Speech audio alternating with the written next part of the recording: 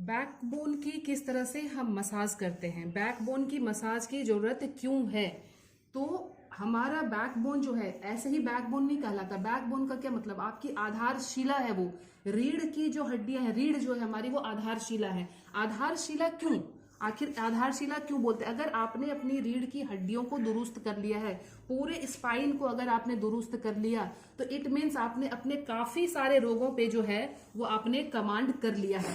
आखिर ऐसा क्यों, स्पाइन की बात मैं क्यों कर रही हूं, क्योंकि अगर आपने अपने स्पाइन के ये 7 वर्टिब्रा इसको आपने एक्टिवेट किया, यानी अगर आपने इस पे मसाज के थ्रू इसको आपने स्ट्रांग बनाया है, तो इट मीन्स आपने अपने सर के, अपने गर्दन के और अपने हाथों को दुरुस्त कर लिया। क्योंकि यहां से जितनी भी आपके नसें जा रही है वो आपके इसी पार्ट को इफेक्ट कर रही है। अगर अब यहां से आके हम नेक्स्ट पार्ट में जाएं, यानी इस पार्ट में अगर आ जाएं, अगर आपने इसको दुरुस्त कर लिया, इट मीन्स कि यहां से जो चीजें जा रही है, जैसे आपके हार्ट को जा रही है, आपके लंग्स को जा रही है, तो आपने उसको स्ट्रांग किया।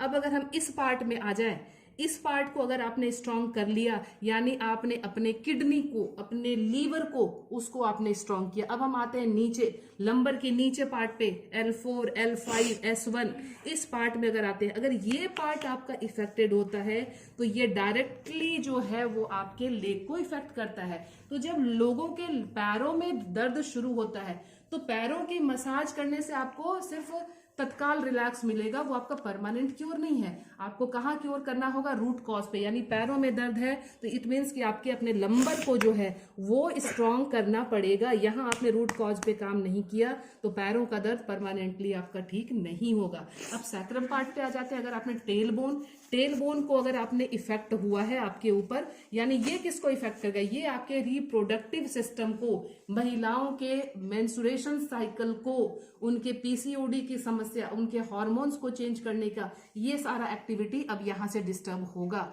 तो जैसे जैसे हमारा जो कनेक्शन है पूरे स्पाइन पे, पूरा स्पाइन जो है हमारा, यहाँ से जितनी भी नस नाड़ियां जाती है, सारे इंपॉर्टेंट ऑर्गन को वो कनेक्ट करती है और वहां से उसको वो न्यूट्रिशन प्रोवाइड दे रही है, उसको सपोर्ट प्रोवाइड कर रही है। तो आपको अपने स्पाइन पे, इसलिए हम किसी भी डिजीज में, कोई भी पेशेंट आता है हमारे पास क्लिनिक में, तो हम उसको स्पाइन को जरूर दुरुस्त करते हैं, चाहे वो 10 मिनट का प्रोसेस हो, 15 मिनट का, हम साथ के साथ स्पाइन की देखभाल जरूर करते हैं। अब कैसे करेंगे, आपने सिंपल एक पोटली मसाज तो पहले भी देखी है आपने, तो पोटली मसाज हम सिंपल ये दे सकते हैं कि हमने पूरे स्पाइन पे पोटली मसाज के थ्रू इसको इस तरह से एक्टिवेट कर दिया। एक तरीका तो ये है, आपने पोटली मसाज दे दी। पोटली मसाज के बाद और क्या कर सकते हैं, आप सिंपल मसाज दे सकते हैं अपने फिंगर के थ्रू। ये आपने लिया और फिंगर के थ्रू आपने इसको एक्टिवेट करके धीरे धीरे धीरे धीरे मसाज देना शुरू कर दिया है। धीरे धीरे करना है, आपके बोन पे प्रेशर नहीं आना चाहिए बहुत ज्यादा। जो दो बोन के बीच की जो गैपिंग है, जहाँ टिश्यूज हैं गद्देदार, जो आपके यहाँ पे टिश्यूज हैं, उस पे आपको प्रेशर देना है। बोन को बिल्कुल आप इफेक्ट नहीं देंगे। अब रही बात, यहाँ से नसें नीचे जा रही है, तो आप इसको इस तरह से भी एक्टिवेट करेंगे धीरे धीरे। आप जब फिंगर को लगाएंगे तो दो बोन के बीच जो गैपिंग, आपके टिश्यूज, सॉफ्ट जो टिश्यूज हैं, जो हड्डियों को आपस में रगड़ने से बचाते हैं, इस सॉफ्ट टिश्यूज को आपने प्रेशर देना है, ना कि इन बोन्स पे देना है। ये ध्यान रखना है।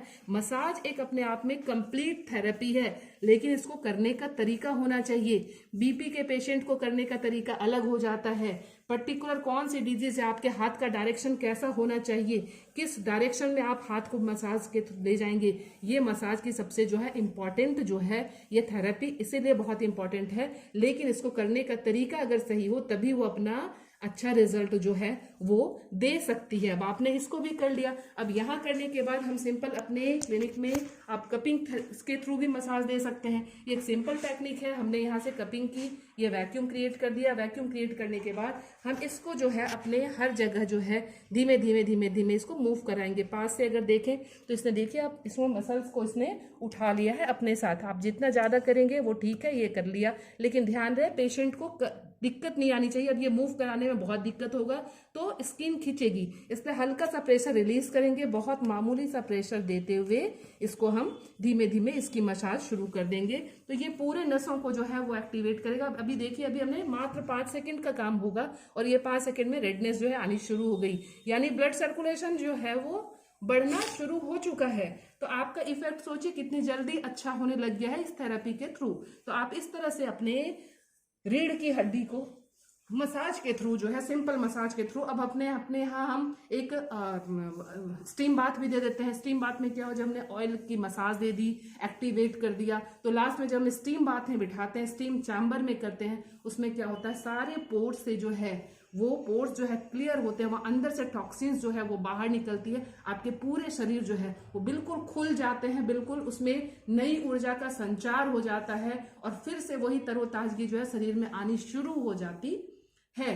तो मैं लीना श्रीज्ञान, आपको अगर ये वीडियो पसंद आए तो please like, subscribe and comment जरूर करें अगर आपको किसी पर्टिकुलर डिजीज के लिए चाहिए वीडियो तो, और अपने सेहत का ध्यान रखें और स्वस्थ रहें। Thank you.